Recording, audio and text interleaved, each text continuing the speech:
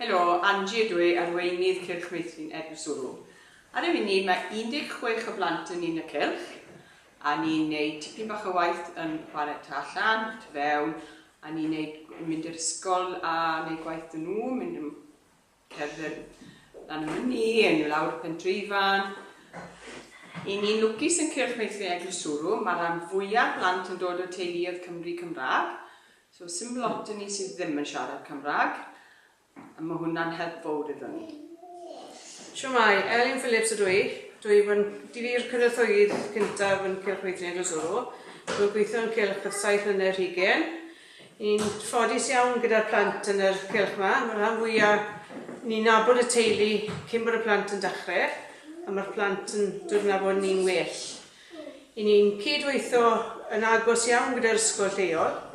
Ni'n mynd mas gyda trips gyda unwaith y tymor ar tripiau gyda nhw.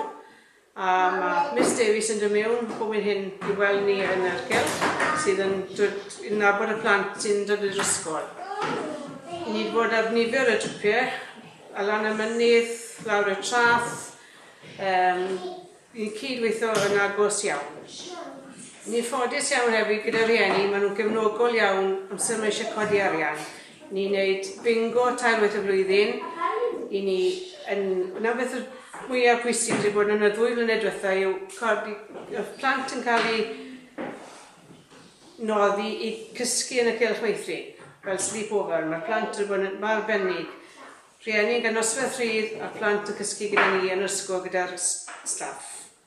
Maen nhw'n cael sglodion a selsi y swper, stori, cymryd gysgu a enjoyo mas draw.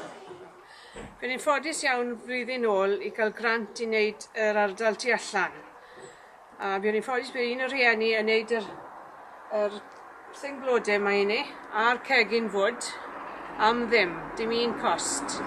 Hefyd ni'n cael rwyddo newi ar y ffens tu allan. Mae'r plant yn dod mas bob yn hyn i plannu'r blodau a'r llysiau a cael byta'r llysiau beth maen nhw'n barod, sef y tato a'r mefus. A maen nhw'n mynd gytre a bob o bot bach dan o diwedd y tymor yn yr haf. Yn ystod y flwyddyn, i ni'n gwneud pethau gyda'r sir fel i ni wedi bod â dewin y doti, parti pyjamas a mabod gampiau yr cylch.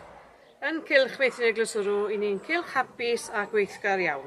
Ni'n cynnal amrywiaeth o weithgareddau i'r plant, so bydd y plant i gyd yn hapus yn ein blith.